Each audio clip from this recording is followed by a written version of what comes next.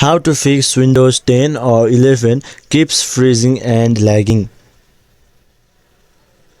So hello viewers and welcome back to our YouTube channel, and in today's video I'll be teaching you guys how to fix Windows 11 or 10 keeps freezing and lagging randomly.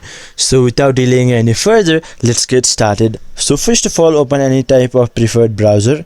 Here in my case I'm using Google. So simply search for Windows support email.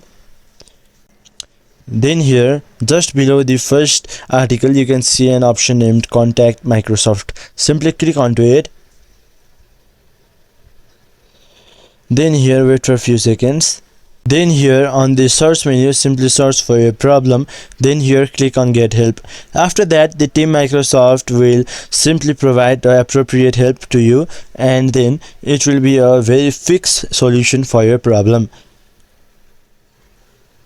So in this very simple way, you could fix your problem. So hope this video was helpful for you. Until the next video, bye bye and take care.